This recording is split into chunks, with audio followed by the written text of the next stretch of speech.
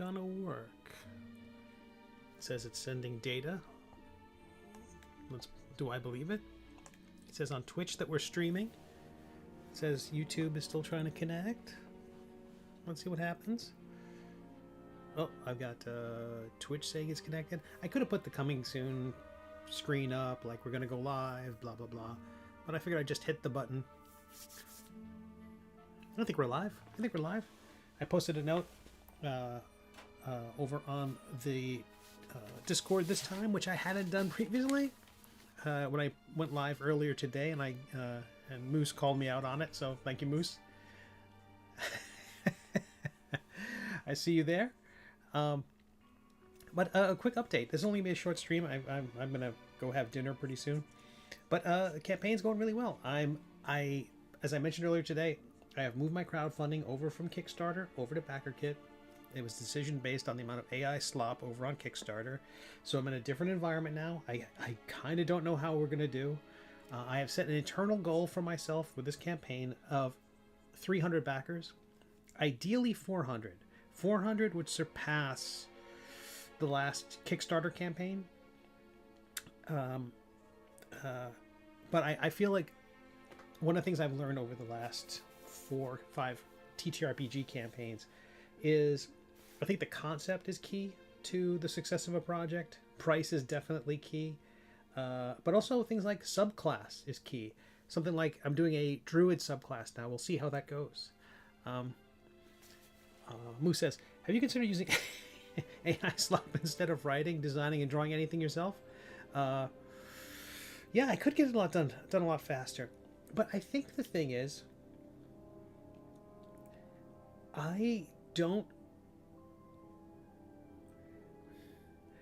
I'm curious about, I don't know, part of me doesn't want to damn people for using it, because I can do this all myself. You know, it takes countless hours, incredible late nights, learning how to, I can sculpt my minis, I can paint my covers, I can illustrate the books, I can write the rules, I can do it myself. There are some people who aren't interested in that, but I don't know how. I don't know. I was having this conversation, a text exchange with a friend of mine today, talking about another creator we know who uses AI, and not for their primary work, but as they've been kind of exploring uses for their work. I think I put it that way. And it's really interesting. It ties into something I saw over on Blue Sky. Someone had shared a study. I'm sorry, it wasn't a study. It was an anecdote. Forgive me. There's a lot of data for this yet. But the idea was that in the writing classes, the teachers would say, you can use AI if you need to for illustrating your work. Because, that's the art is in the writing. And over in the art classes, they were saying, you don't want to use AI at all. AI is bad. You don't want to use it for your artwork, but you could use it for the writing. And it pointed at the idea that domains outside your own are the ones that you don't take as seriously or don't think are as important. I'm not sure if they would consciously say that. I don't know if an art teacher would say that writing is consciously less, if they would be aware that they're dissing writing the way they are. But it ties into a bias that I think a lot of people have, that their work is harder than the work of someone else. Even if the person has the same job, does the same exact thing, that their personal work is harder than the work of somebody else's. Much like someone's illness is worse than someone else's. It's a very, whatever the opposite of empathy is. At least it's discourtesy. I'm unemployed, so everything should be done via... or I'm unemployable. Well, I think that's another angle, is that the idea that a person has to use AI to bring this invasive species into your environment, and that you somehow think it will not affect you. It's so short-sighted. because it's like a creator will write the story and then use AI for everything else. Well, why did we need you to do the first bit? At some point, like, it's going to be the person, because and that writer who has crafted their skills, who has honed their skills as a writer, thinks that their stuff is the most important bits. Is it possible Stan Lee never would have hired Jack Kirby or any of those other artists if AI could have pumped out slop? Is it that? I have to think Stan Lee recognized the skill, or at least the way the work resonated among fans and readers. Excuse me one second.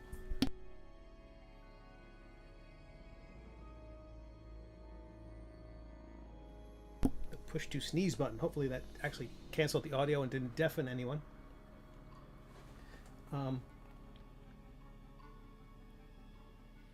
So I don't know. So I don't know. The temptation to use that stuff is I don't know. It's unfortunate. It's unfortunate. The only reason I've seen anyone suggest to use it was that it all comes down to making money. I saw someone in a TTRPG context where they had a Kickstarter that they were using AI to, I don't know. The question is ethical AI, and anyone who is going to try to use AI is going to have to kind of reverse engineer ethics into the discussion, kind of make it make sense somehow.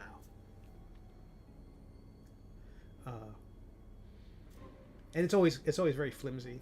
It's always the excuse, the rationale is very flimsy. But they said, well, we paid money to use this service, therefore turning over the responsibility to whoever created that service, whoever their credit card is paying, they're presuming they're going to do the ethical work. And the thing is, it's never been about the sourcing of, it's partly about the sourcing of the content, sure, and how they train their models. Absolutely matters. And the environmental damage, sure, absolutely matters. But even if you could ethically source the material, like, again, we've talked about this in the past, where it's like if Jim Davis of Garfield sourced only his own work, and yes, okay, so now he's sourced only his own work, or the work of his staff, or Marvel decides to use all the work that they own the rights to. You know, they have secured the rights through other licenses to get to have that library. They're going to build all their stuff off their own library. And those artists have already signed their rights away. So Marvel, Disney, whatever, has lock, stock, barrel, all the rights. Morality of that ethical idea of owning that work is still questionable.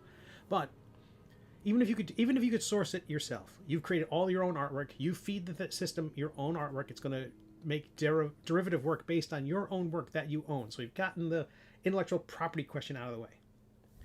And then you got the environmental element of it. Okay, so it's going to take all these supercomputers to, destroy X amount of potable water for whatever. If you could remove that, fix the power problem, the problem still comes down to you're not creating anything.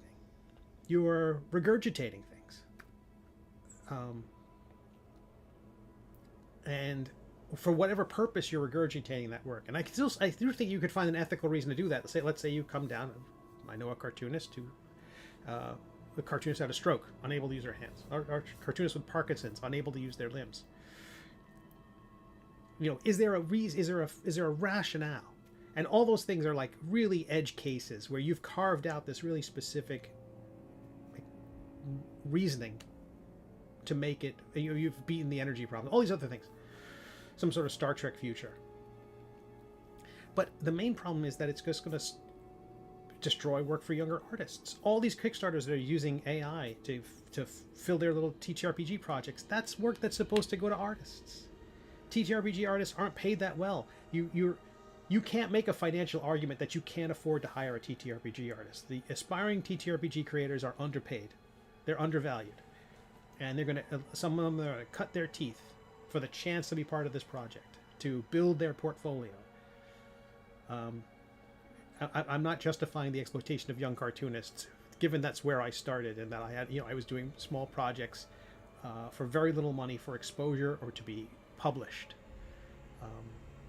But my work wasn't very good. And I got better because of those gigs. Those gigs gave me the steps to get where I am now. And I'm terrified that those steps are going away for other younger cartoonists. Anywho, beating that dead horse. So far, the Wildest Shape is doing really well. I'm very happy with how the project's going. It launched today at 1 o'clock East Coast time, 10 a.m. Pacific, with all the other Backerkit Zinetopia projects.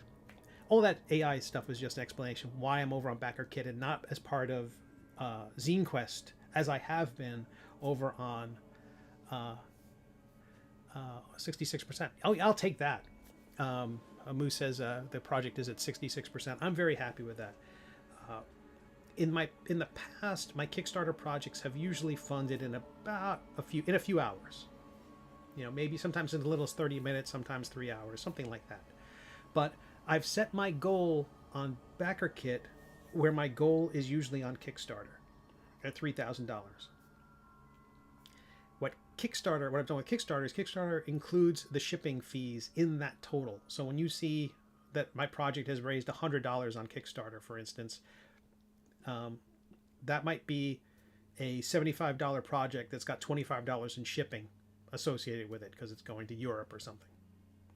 So what this is not factoring in the total you see here, it's not factoring in the shipping costs, which will be billed later. So I kind of feel like this is a more honest number. Because this is showing actually what people are paying for the books themselves. Now, one of the things I don't have in here, let me see if I can refresh this. I realized my screen had gone dark. One of the things I hadn't added to the page was what I've done normally, which is include a mini. This campaign has something that is also something that it's got. Let me put this differently. There are no big ticket items in this campaign. In my past 5e campaigns, for Nibblemancy, there was an apron with the Nibblemancy artwork on it. For Death Dealing, we had the card deck. For Metadomain Cleric, we had a t-shirt. For Stabracadabra, we have the second book. We have Death Save Devices. So there's 2 books. There's a $50 tier. So I like having a $25 tier, and I like having a $50 tier that people with deeper pockets and really want to support it or want to collect it all, they have a chance to do that. And that's also, all those campaigns also had a mini that was associated with it. And I got an email today from someone, as soon as I sent out the notification, said, what, no mini? And so I've sculpted a mini. You know, as I've shown in the past here, all my artwork, I sculpted this figure first in Nomad Sculpt and use it as reference for my painting. That's why the hair might look a little thicker in places. It looks three-dimensional because I don't trust my ability just to simply look at a picture. So I sculpt the vantage point I want. I try to light it in a way that's helpful to me and informative to me, and then I kind of go into Photoshop and assemble all those pieces and then bring that into Procreate and then try to turn it into something that doesn't look like plastic. But also do lots of things that I really like, such as the blue highlight, that kind of strong blue highlight, very much a Hildebrandt Brothers effect, and like the strong lighting on her chin. That is just, that's not there in the painting. That's not there in the model. So it's combining bits and pieces. So a bit of, what do they call that? Photoshop. There's a term in Photoshopping where they, what is it? I don't know. It's something about compositing images and using those as reference, and I definitely do that. The term is lying. It's lying. But there is a term in for people who use photo bashing. Excuse me, photo bashing. And I've done bits of that. There was a photo reference I was using that I licensed from Adobe Stock. A photograph of it was in Nibblemancy, a photograph of a person in armor, and they were holding up a soft drink. Oh no, wait, they were taking a selfie of themselves. And I really liked the pose. I didn't like the cell phone. It was the idea was some sort of combination of medieval and modernity, and blending the two of them together for humorous effect. I liked the pose for the most part. I liked everything but the cell phone. So for Intoximancy, I used that pose, that photograph, a different hand from a different person, adjusted the figure in a lot of ways, because part of what I like about cartooning and about illustration is that it's not simply photographic. That the photographs tend to not do as much for me in the in this genre, right? It's fine in cinematography and photography, but not in fantasy art. I want things to be over the top and exaggerated, so eyes can be a little bit bigger. Not quite anime manga, but I like larger eyes. I like broader shoulders and more accentuated twisting and turning figures, so the characters have more life and there's more foreshortening and lots of cool stuff. And the photographs generally don't have that. So photo bashing lets me take elements, bits and pieces, and then stretch parts of the body, so like suddenly the shoulders are broader, the arms are bigger, things like that, and make it cooler, more fantasy, more Frazetta and Jeff Easley than a photograph. Twist the character so you can see both. Yeah, that's a classic. So twist the character so you can see both their boobs and their butts at the same time. That is definitely the kind of action figure physique that some characters have. This is probably the the best painting of the bunch so far. I've been really happy with my thoughts. Stabracadabra was a leap forward. I was really happy with that cover, but I'm really happy. I'm really happy. I think the hand is still awkward. I think her hand could use a little bit of that kind of divot that goes through the middle of the palm. It's not present there, so I think the hand could be a bit cooler looking. So I'm gonna work on that. So that'll change before we go to press for sure. I also think I want to have more flyaway bits of hair, but I'm really happy with the color. I like the idea of shards of possibility kind of flying off the figure. But there's a miniature, because I sculpted that figure, and all of my TTRPG work is based on the first minis campaign I did, crowdfunding campaign I did.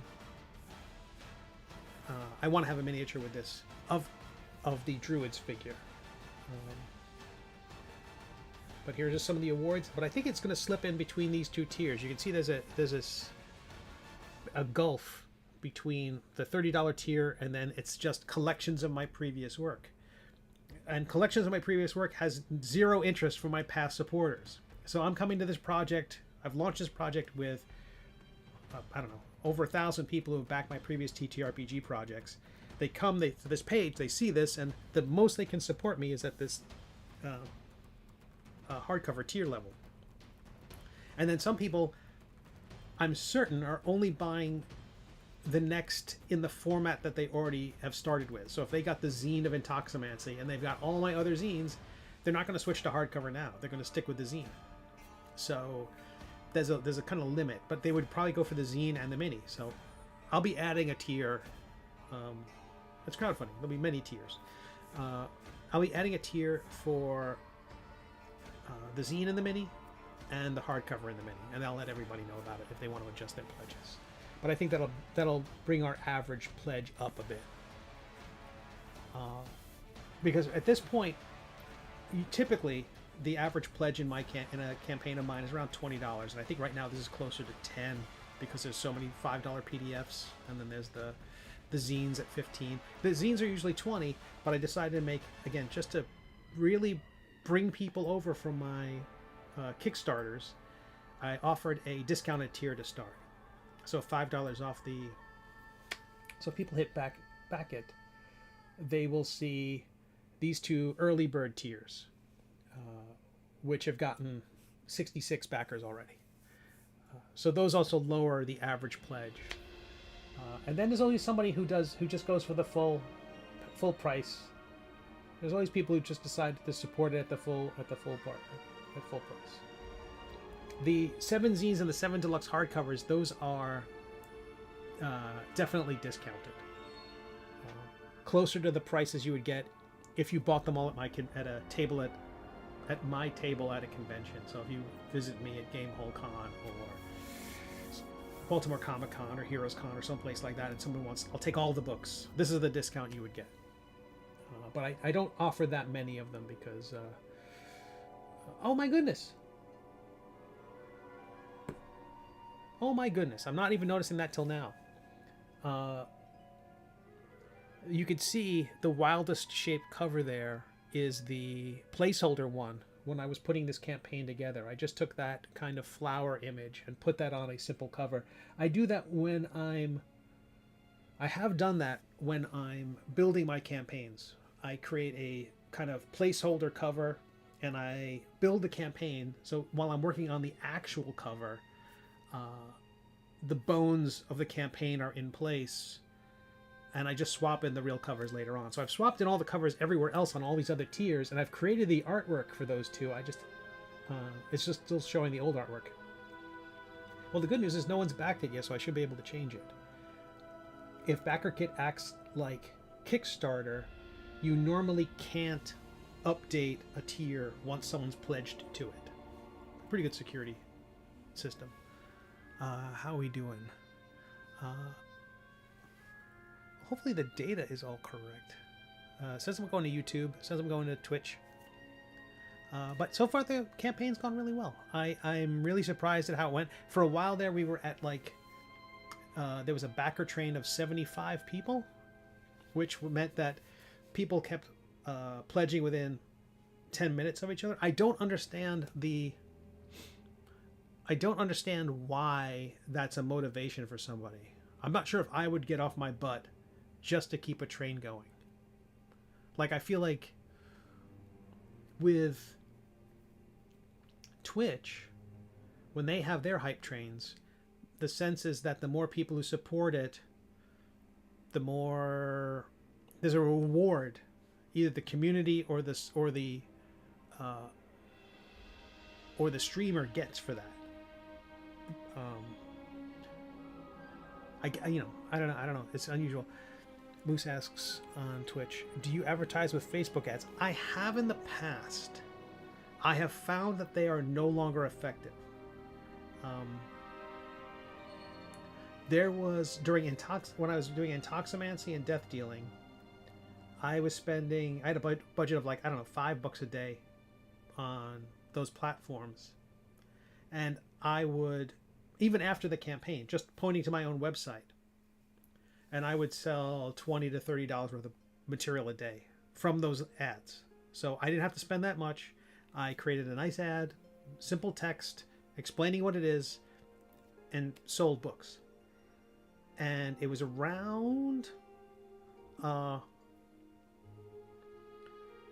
think it was around Metadomain. Just after Metadomain, it kind of stopped working. There were fits and starts with the system. Like a single ad won't work indefinitely. You have to update those the text or the graphics. But by the time we got to Stabracadabra, nothing moved the needle. Their ads promised thousands of exposures. Their ads told me there were thousands of exposures. But what is their system called? Andromeda? Their new placement system? They want you to provide... First of all, they want to AI goose your artwork. They want to... I will upload this picture and they would change it into a photograph of the approximation of a photograph of a woman with things flying in all directions.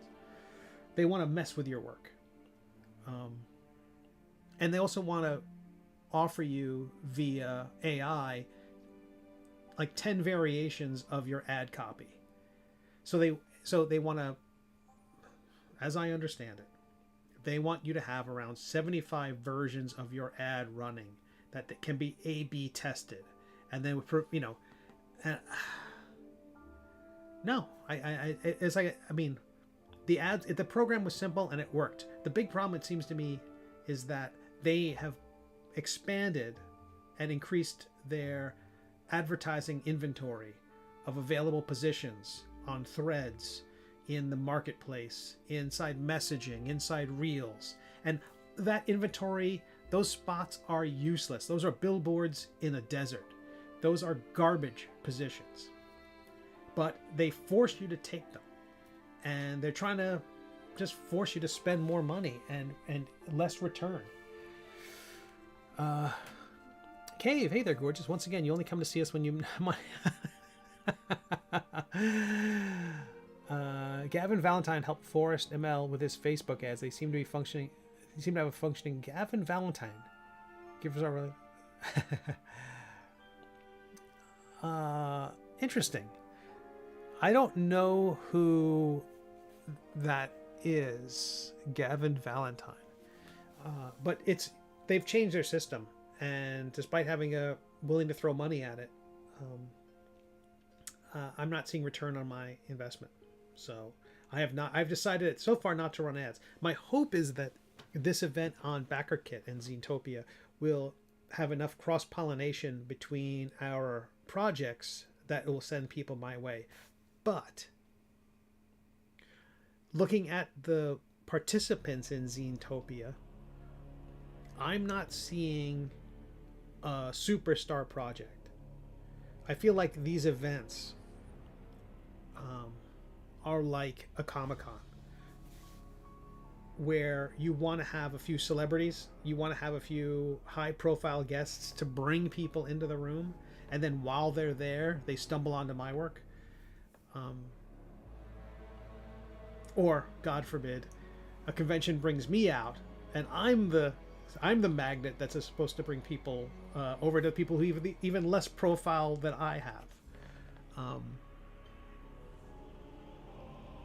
So I don't think there's necessarily a project that's part of Backerkit's Zenetopia that is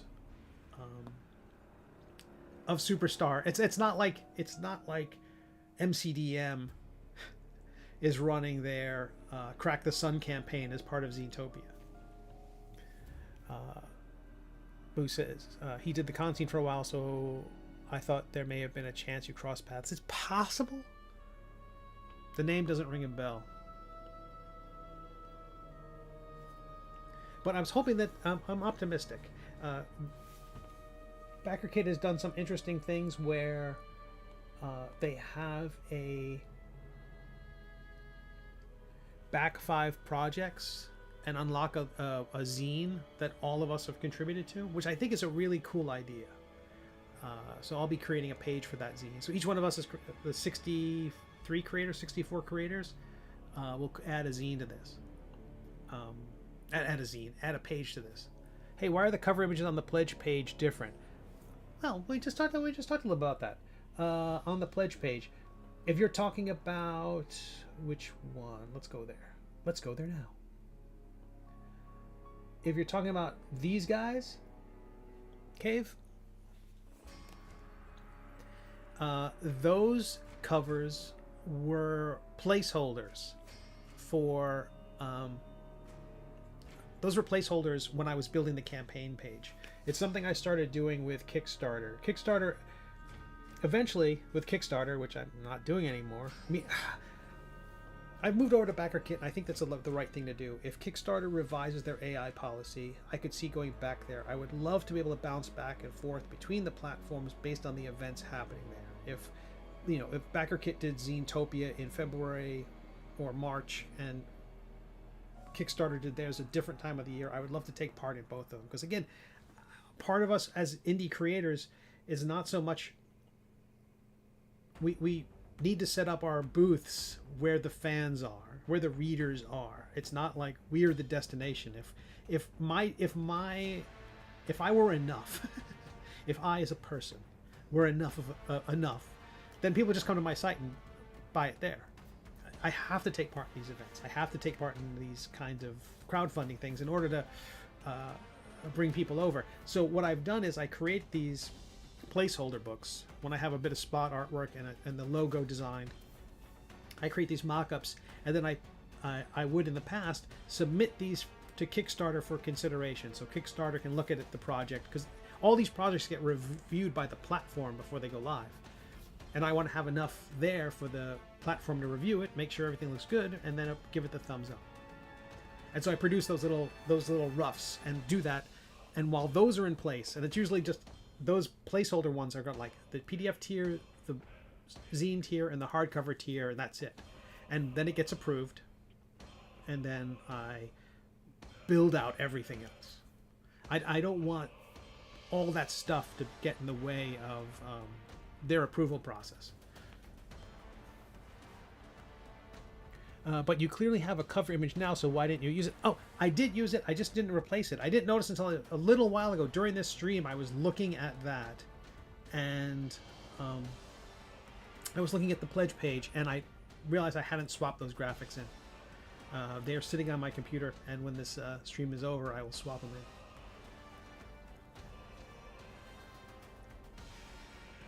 So that's where those other images came from. People will be getting a different cover. I don't think anybody wants that cover. And so the cover image you see here is and on the page here is still not final. I had, as I mentioned in the earlier stream, I'll cover it quickly if I can do anything quickly. I was used to, okay, backing up. I said I was going to do it quickly. Let's see how quickly I can do this. Well, thank you, new backer. That's the thing is, one of the things that's different about these is that there's a Kickstarter app, and so your phone would light up every time something would happen, and I would know who the person is. Flavortex Adventures just backed your project. That just popped up as an email. Cave, you are a beautiful, symmetrical person. So I decided back with Stabracadabra in December, after trying to find other projects with which to cross-promote, that I couldn't find anything. It was hard to find anything that didn't have AI in it, and I have to slog through their AI denial pitch in their project description to say, here's how they've somehow figured out the way to do ethical AI. It's horrible. It's just, someone could collect those AI rationalizations from Kickstarter. I think they'd make a wonderful essay of some kind. I would watch a YouTube video where someone just lampoons those. So much AI on Kickstarter. I'm tired of it. Backerkit does not permit AI. I was talking with people at Backerkit because of their holiday market, so I got to communicate with them. I felt good about them as people. I feel like they care and they really hold the hands of people who are creating the kind of things we create. This is definitely, they're cultivating an indie audience. Whereas Kickstarter, I'm sure they like TTRPGs. I'm sure they like video games. I'm sure they appreciate those things. But they're just as happy to sell 3D printers and minimalist wallets and tuna sandwiches or whatever else someone's going to kickstart over there. These things, to be in the Backerkit Zootopia, it's curated. You kind of have to pitch, can I be included? So I understand why that would also be like, oh, have we introduced a gatekeeper into the system? But if they let me in, they'll let anybody in. Oh, thank you. Another person. The backer train's got 2 people in it. 2 people in it now. Look at this. You're no longer the caboose, Cave. But so I decided, after slogging through all that stuff with Stabracadabra, that I would move over to Backerkit and be part of Zootopia instead of Zine Quest. I don't know, if I were over on Zine Quest right now, maybe I'll be making more money, but I'd also be rubbing elbows with people who's got slop all over their elbows.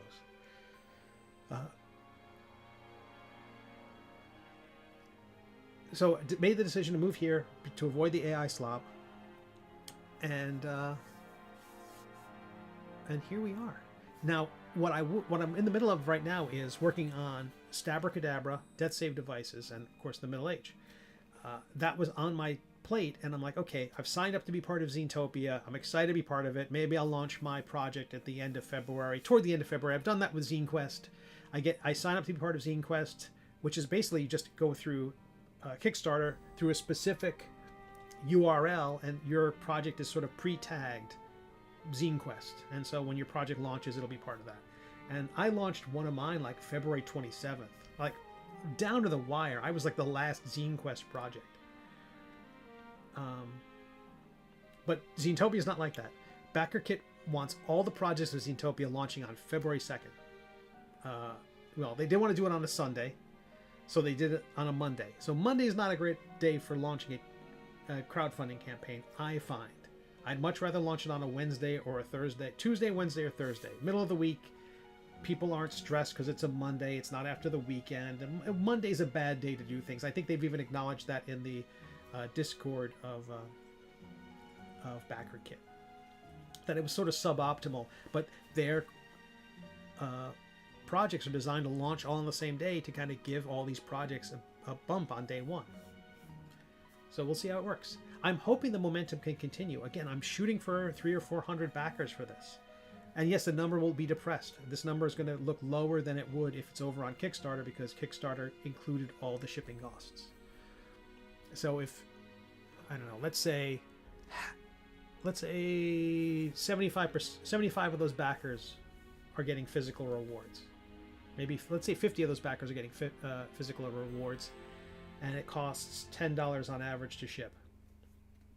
Then the number would be closer to 2,300 and much closer to our goal. So I'm not begrudging all that, but because we had a launch on February 2nd, that's the reason. I had to launch this thing way earlier than I would have normally. I would have given this a much more hype, but I feel guilty hyping it because Stabracadabra is on my plate. So I'm launching this. I'm happy to do the streams today. I'll be giving people updates. I'm going to explore Backerkit system. They have an interesting feature where when you post an update, as people respond to that, either by commenting or liking that update, that update appears on the front page of Backerkit. So you see this little bit up here? This person just liked something, and this person just liked. So the interactivity of the community finds its way to the front page of the site. I don't know how much that interaction helps, but the hottest projects right now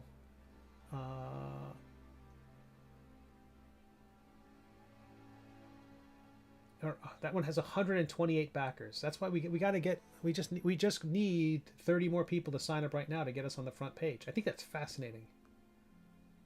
That's how it works.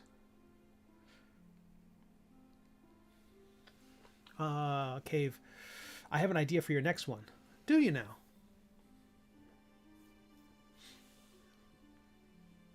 That's interesting. I've not had anyone pitch me an idea, except after I did Intoximancy, everyone was like, oh, the next one should be a drunken insert class. Oh, you should do drunken bard. I'm like, well, they're already drunk. Or a drunken sorcerer, or all these other things. I feel, to me, the reason why I don't do that, the reason I didn't do that, was I didn't want to be one note. And I didn't hold any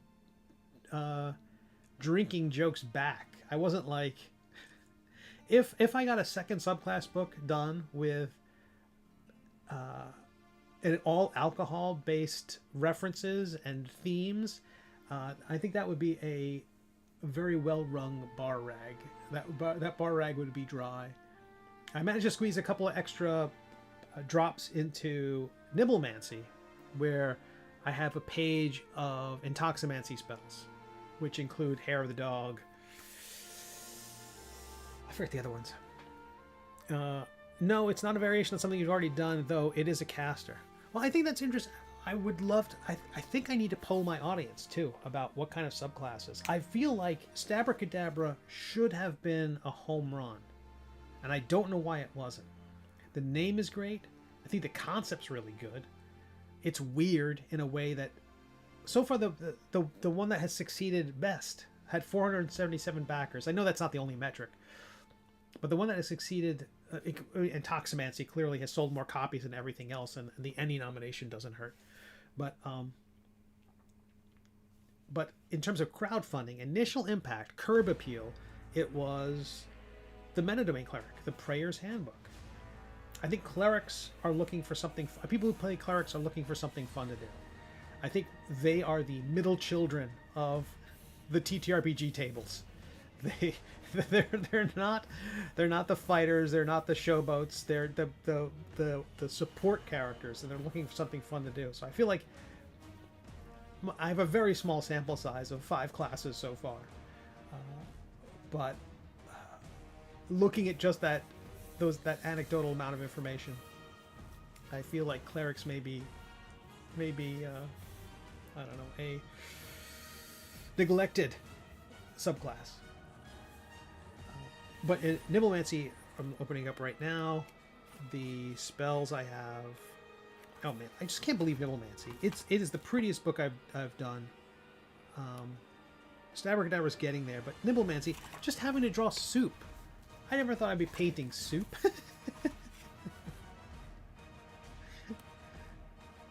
The Nimblemancy spells. That's the Nimblemancy.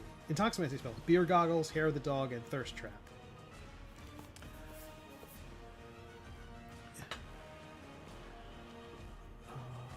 But there's 2 on the backer train right now, and the URL. I don't think I've said the URL. That's kind of my vast skills as a streamer. It's wildestshape.com. We'll take you there.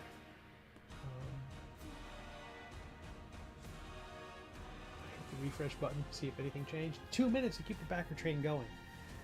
Let's see what else I can tell you about this project. So Wildest Shape is my first Druid subclass. I've reserved the URL about 1.5 years ago because I had this idea of what I wanted to do. The idea was a multiversal Druid. The idea is this Druid is able to use their Wild Shape ability to become a variant of themselves. If you think of the TVA from Loki. TVA? Yeah. They're able to pull a version of themselves from another reality, another timeline, and become that person, take that shape, take that form, be that person for a minute. A little bit longer as well, but there's some jeopardy that comes with that. And one of the things that resonated with people when I was talking about this, pitching this to people at the Central Florida Comic-Con, I was telling them that, the key is you're in a group, you're in a dungeon, you don't have a rogue, and you come to a locked door. And you, as a druid, finding a way that, okay, for a minute we have a rogue. They become a rogue for a minute and can unlock that door, disarm that trap. It doesn't replace a rogue, but it gives them the ability to add some flexibility and variety. And to me, I talk about this a lot. The kind of pillars of my RPG work is fun, powerful, and playable. Fun is very vague. What makes something fun? Like rolling dice is fun. To me, flexibility is fun. The theme is also has a lot to do with the fun of it. But flexibility, versatility, the ability to, in a pinch, solve another problem, or to have this kind of utility belt, this Batman utility belt of solutions to things. And the shark repellent, you only need it once, but when you do use it, it's pretty great. Mechanically, why does it last only a minute rather than the same as a regular Wild Shape? Because of its power.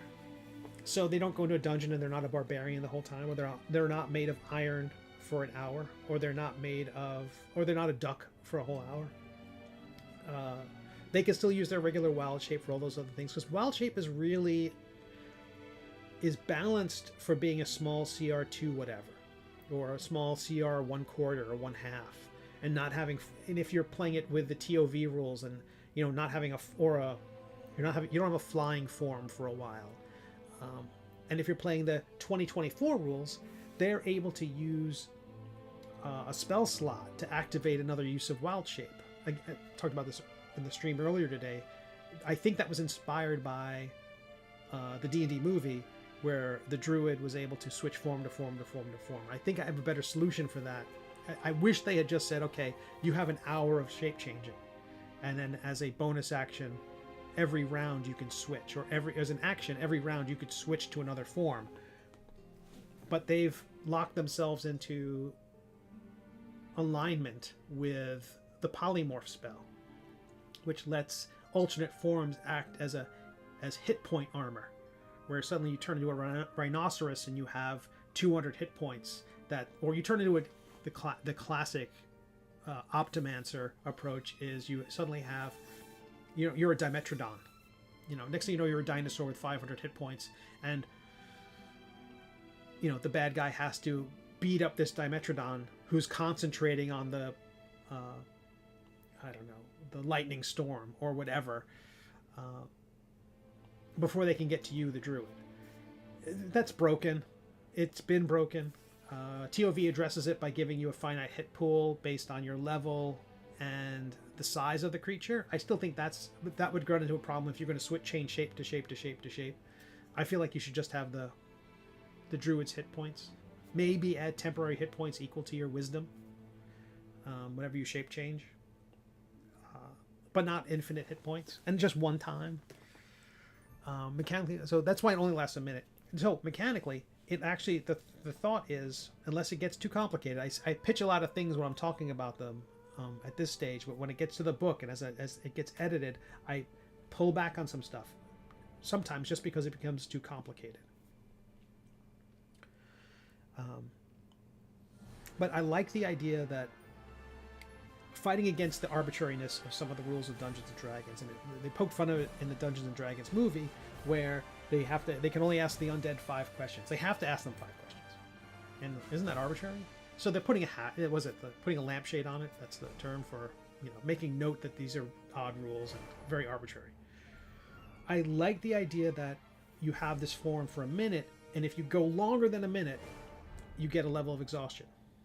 And then if you go longer than X number of seconds, then you start making either Constitution saving throws, or you make, or just after a certain amount of time, you gain levels of exhaustion. And then what happens after a certain amount? Like maybe when you get 5 levels of exhaustion, you automatically, at 5 levels of exhaustion, you're stuck in that form. That's your new character. You know what I mean? That kind of thing. I want it to be something that isn't just polymorph. Because but again, I have to make this in my head. I have to make it work with TOV 2014 and 2024. So we have that ability, the Wildest Shape ability, to form into who you are in a different reality. I think they also have, as a subclass ability, the ability to, oh heck, I'm drawing a blank on it right now. Altered shape? Altered form? Oh, I've got the TOV book is closer to my hands at the moment. That's what my current campaign is playing. Alter Self, excuse me. Alter Self is a 2nd level spell, and it takes concentration, but you get able to transform yourself. I feel like this subclass will have that they'll have that on demand. So a level 2 spell on demand is pretty powerful, but it lets them basically take on these other forms at any time, just not with all the bells and whistles. You basically only have the new appearance, the natural weapons, perhaps you have gills. So simple, within the rules, not me adding too much, not me breaking the game. A simple Alter Self spell has nothing to do with hit points or anything else like that. It's in TOV, it's in 2014 and 2024. If you could do that at will, then you can change these shapes. You can move through a crowd, and suddenly you are an elf. Next thing you know, you're a drow. Next thing you know, you're an ogre. You can move through the crowd and continually change your appearance, Skrull-like. So I feel like that Alter Self is key to this.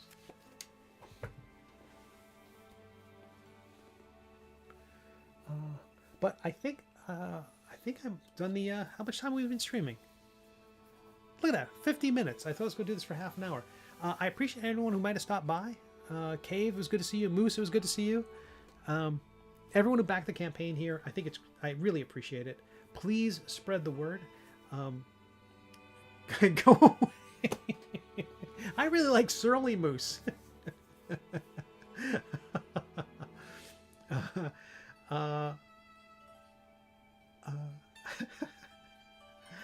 But thank you. I really appreciate everyone who came by.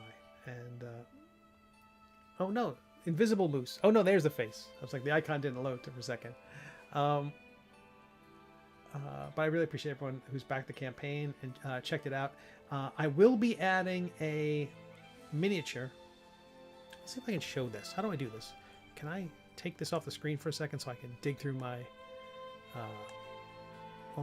iPad? I turn you off. iPad's turned off. Nomad Sculpt.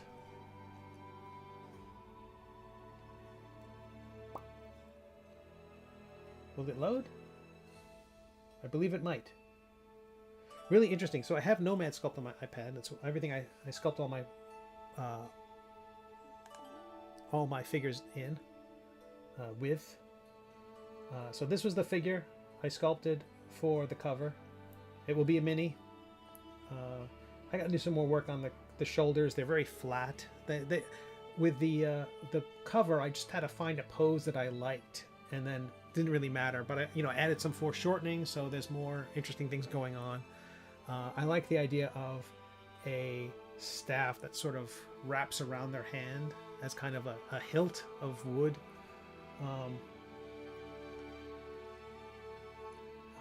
Among the titles of this subclass as I was working on it, was the initial one was Circle of the Divergent Path, because I like the idea of this is who you could have been if you made different choices. That's kind of what this grew out of, but eventually I wanted to be more variant, like you could have, Alligator Loki, that sort of thing, where you can have a version of yourself that's all iron or something like that.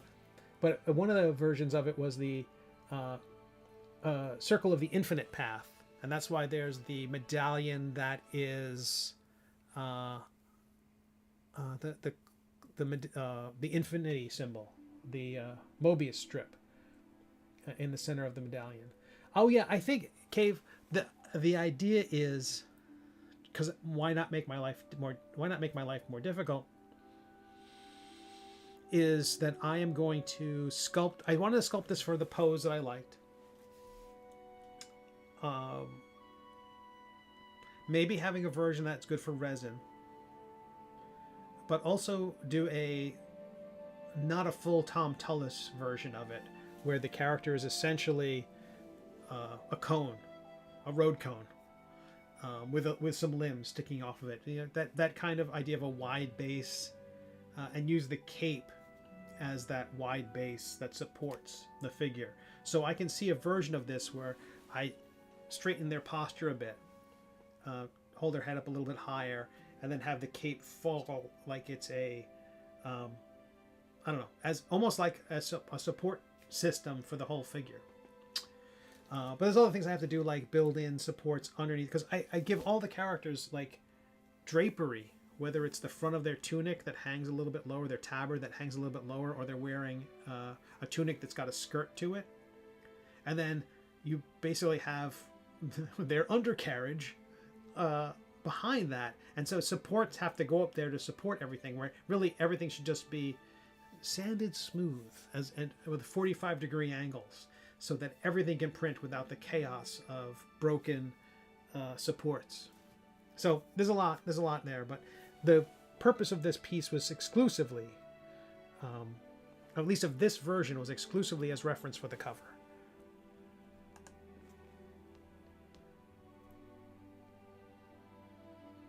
Where are